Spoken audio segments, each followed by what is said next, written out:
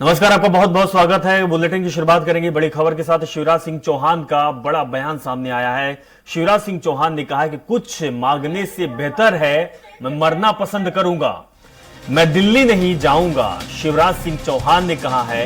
ये बड़ी खबर आपको दिखा रहे हैं। लगातार शिवराज सिंह चौहान यही कहते थे कि मैं एक भारतीय जनता पार्टी का कार्यकर्ता हूं, सीएम की रेस में नहीं हूं, मुझे कोई लालसा नहीं है। पार्टी का धन्यवाद दिया था कि मुझे इतने सालों तक सीएम बना रखा। लेकिन जब उनसे सवाल किया गया तो शिवराज सिंह चौहान ने कहा कि मैं कुछ मांगता नहीं हूं और मुझे मध्य प्रदेश छोड़ना भी नहीं है। कुछ मांगने से बेहतर है कि मैं मरना पसंद करूंगा। तो शिवराज सिंह चौहान की तस्वीर लाडली बहनों से मुलाकात करते हुए शिवराज सिंह चौहान के चेहरे का हाव भाव, कल के शिवराज और आज के शिवराज में आप अंतर देख सकते हैं। जब सीएम के तौर पर शिवराज सिंह चौहान का खिलता हुआ चेहरा, चेहरे पे मुस्कान, बातों पे धधक, लेकिन आज वो नहीं दिखी। मायूस चेहरा और लफ्ज कि शिवराज सिंह चौहान मैं कुछ मांगता नहीं हूं और मांगने से बेहतर है कि मैं मर जाऊं।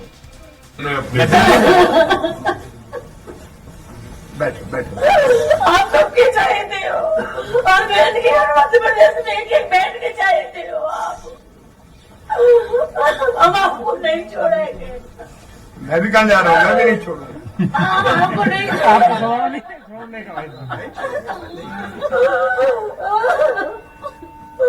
वो वाली बात नहीं है, लेकिन बात भी है। तो शिवराज सिंह चौहान की तस्वीर दिखा रहा हूं। जब शिवराज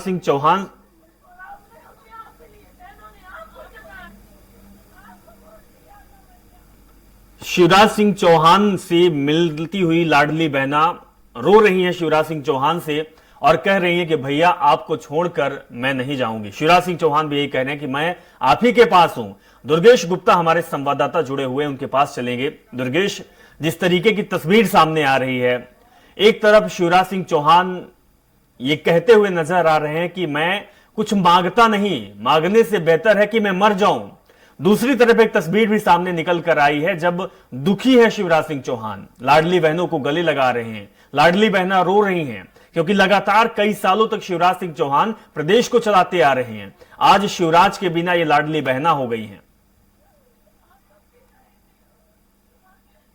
बिल्कुल अभिषेक, मध्य प्रदेश में सत्ता की चाबी किसी और के हाथ में सौंपने के बाद शिवराज सिंह चौहान ने पहली बार यह प्रेस कॉन्फ्रेंस की है और इस प्रेस कॉन्फ्रेंस में जो तस्वीरें निकलकर सामने आ रही हैं वे वाकई तस्वीरें बड़ी भावुक कर देने वाली तस्वीरें हैं। जिस तरीके से लाडली बहनें, महिलाएं शिवराज जी से लिपट कर रो रही हैं, लिपट कर रोते हुए तस्वीरें निकलकर सामने आ रही हैं और लाडली बहनें स्पष्ट तौर से बोलती हुई नजर आ रही हैं कि मामा हमने तो आपको चुना था और जो भारतीय जनता पार्टी ने वो किसी और को चुन लिया। यह तस्वीरें वाकई बड़ी चौंका देने वाली तस्वीरें हैं, बड़ी भावुक तस्वीरें हैं। वहीं शिवराज जी ने भी एक भावुक बयान देते हुए कहा कि मैं किसी भी प्रकार से किसी से कुछ मांगने से बेहतर है कि मैं मर जाऊं। यह बयान इस वक्त की सबसे बड़ी सुर्खियां बटोर रहा है और इस वक्त की सभी सुर्खियों के साथ में आज की तारीख में अगर देखी जाए तो आज की तारीख में अगर देखा जाए तो यह अपने आप में एक बहुत बड़ा बयान है और बहुत बड़ा सवाल है। लेकिन दुर्गेश, इस बयान का मायने क्या निकाल सकते हैं? शिवराज सिंह चौहान जब चुनाव जीतकर आए, मध्य प्रदेश में बहुमत के साथ भारतीय जनता पार्टी आई,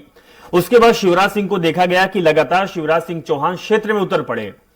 प्रधानमंत्री मोदी की तारीफ कर रहे थे, लोकसभा 2024 के चुनाव की तैयारी कर रहे थे, राघवगढ़ भी गए, कमलनाथ के गढ़ भी गए, यही कहते थे कि 29 सीटों इस बार बीजेपी को देना है।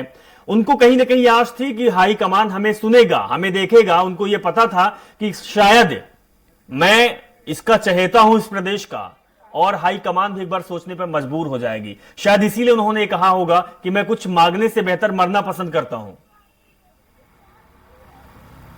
बिल्कुल स्पष्ट तौर से अभिषेक, जिस तरीके से अगर राजनीतिक गलियारों में देखा जाए और राजनीति में देखा जाए तो एक बयान के कई मायने निकलकर सामने आते हैं और एक बयान से ही सारी सत्ता में एक मैसेज दिया जाता है, संगठन को एक मैसेज दिया जाता है और शिवराज जी इस चीज में, इन बयानों को लेकर हमेशा से माहिर रहे हैं। शिवराज जी कभी किसी से सीधे तौर से किसी भी पद के लिए कभी उन्होंने नहीं मांगा। हम बात करें 2005 से लेकर 2023 तक के दुर्गेश जी बिल्कुल आपके पास आएंगे और इसमें बातचीत करेंगे। संगीता जी हमारे साथ जुड़ चुकी हैं, कांग्रेस पार्टी से बिलोंग करती हैं, प्रवक्ता हैं। संगीता जी, क्या कहेंगे आप? आपकी प्रतिक्रिया चाहूंगा क्योंकि विपक्ष में आप हैं। शिवराज सिंह चौहान का बयान आता है कि मैं मरना पसंद करूंगा, मैं मांगता नहीं हूं, मैं प्रदेश छोड़कर नहीं जाऊंगा, मैं दिल्ली नहीं जाऊंगा, प्रदेश में ही रहूंगा। देखिए अभिषेक जी, ये पूरा जो मसला है या जो पूरी फाइट है, ये मोदी जी और शिवराज जी के बीच की है। आपस में एक दूसरे को इस तरीके से बयानों से जवाब देना, ये शिवराज जी और मोदी जी में हमेशा से रहा है। आपने बीच में चुनावों में देखा होगा कि चुनाव प्रचार के दौरान शिवराज सिंह चौहान जी लाडली बहनों से और जनता से ये पूछ रहे थे कि मुझे मुख्यमंत्री बनना चाहिए कि नहीं। और फिर दूसरा सवाल उन्होंने किया था कि प्रधानमंत्री को फिर से प्रधानमंत्री बनना चाहिए कि नहीं। और जब सब लोगों ने हाँ करके उन्हें जवाब दिया, तब उन्होंने बोला कि जो मेरा साथ देगा मैं उसका साथ दूंगा। तो आज वही बात निकलकर सामने आ गई कि जब मोदी जी ने उनका साथ नहीं दिया, मतलब 5वीं बार उनको मुख्यमंत्री नहीं बनाया, तो अब लोकसभा में वो उनका साथ नहीं देंगे। ये मायने निकलकर तो सामने आ ही रहे हैं। और जिस तरीके से उन्होंने कहा कि मैं दिल्ली नहीं जाऊंगा, मतलब पूरी तरीके से शिवराज सिंह चौहान जी की इच्छा थी कि वो 5वीं बार मुख्यमंत्री बने, परंतु मोदी जी और शाह जी बिल्कुल भी नहीं चाहते थे कि वे 5वीं बार बने, क्योंकि हैट्रिक वो पहले ही बना चुके हैं। मोदी जी से उनका कद बढ़ता चला जा रहा था और मोदी जी नहीं चाहते थे कि किसी भी स्थिति में ये प्रधानमंत्री पद के दावेदार बने। और इसी को लेकर ये आपसी लड़ाई है इन लोगों के बीच की, और आपस में ही एक दूसरे को बयान के माध्यम से जवाब दिया जा रहा है। लेकिन संगीता जी, मुश्किल तो आप लोगों की होगी अगर शिवराज सिंह चौहान सूबे में रहते हैं, क्योंकि पिछले लोकसभा चुनाव में 28 सीटें चली गई थी। लाडली बहना को उन्होंने लाया तो विधानसभा चुनाव जीत लिए। शिवराज सिंह चौहान अगर मध्य प्रदेश में रहते हैं तो कांग्रेस पार्टी कैसे उभर पाएगी? देखिए, कांग्रेस पार्टी को शिवराज जी से चिंता नहीं है, न उनसे है। माननीय कमलनाथ जी ने शुरू से कहा है हमारी जो फाइट है उनके संगठन से है। तो हम संगठन के साथ ये चुनाव लड़े थे। हमने 2018 का चुनाव भी संगठन के साथ लड़ा था और हम जीत कर आए थे। और 2023 का जो चुनाव था, जनता वर्सेस भाजपा था। आपने देखा होगा कि जनता पूरी तरह चाह रही थी, बदलाव करना चाह रही थी, परंतु अचानक से जो भी कुछ हुआ, क्या हुआ है उसका भी निर्णय निकलकर सामने आएगा किसी भी दिन। परंतु जो भी हुआ है, अगर इन्होंने सरकार बनाई है तो शिवराज जी से हमारी फाइट कभी नहीं थी, कमलनाथ जी ने पहले ही कह दिया था।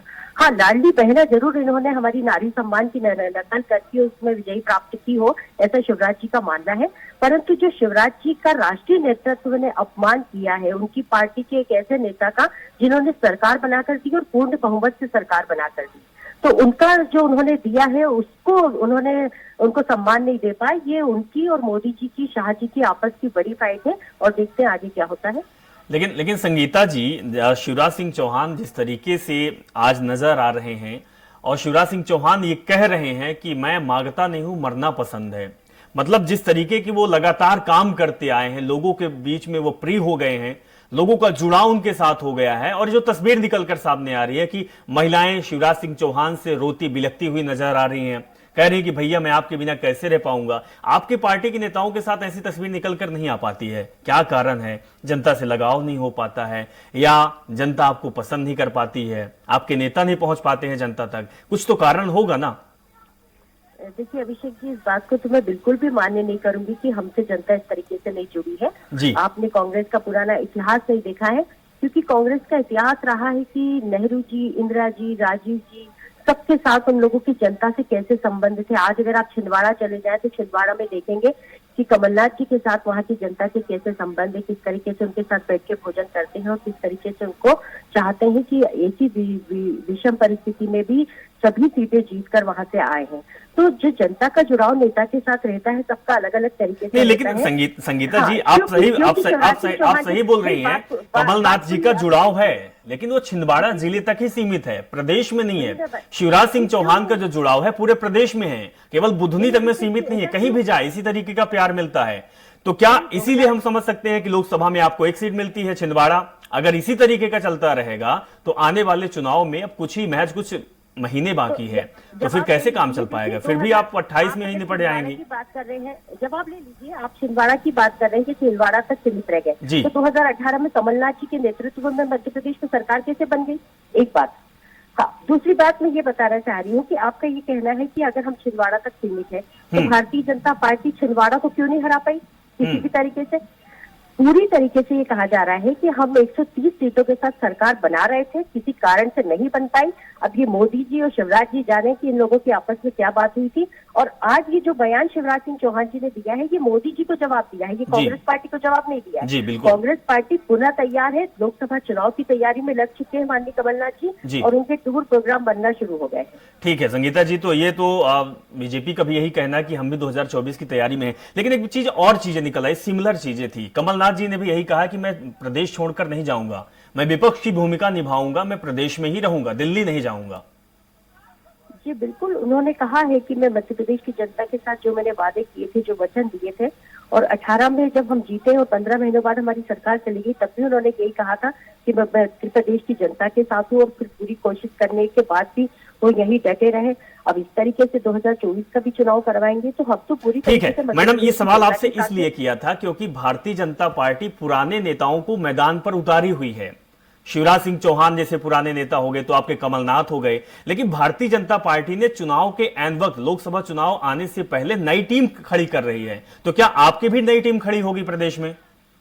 ये हमारा राष्ट्रीय नेतृत्व तय करता है, जो राष्ट्रीय नेतृत्व तय करेगा हम उसको मान्य करेंगे। चलिए, बहुत बहुत शुक्रिया संगीता जी, हमारे साथ जुड़ी, अपनी बात रखी। दुर्गेश गुप्ता जी, जिस तरीके से अभी चल रहा है, मध्य प्रदेश का माहौल है, शपथ ग्रहण कल है, लेकिन तस्वीरें आज कुछ दूसरी निकल कर आती है। शिवराज सिंह चौहान का इस तरीके का बयान राजनीतिक मायने पे कई तरीके के इसको बोल सकते हैं कि उनका कुछ मायने अलग होगा, लेकिन ओवरऑल देखा जाए तो शिवराज सिंह चौहान ये चाहते थे कि सीएम के लिए मुझे ही चुना जाएगा या मुझे ही चुनना चाहिए। मंशा तो कहीं ना कहीं दुर्गेश जी थी।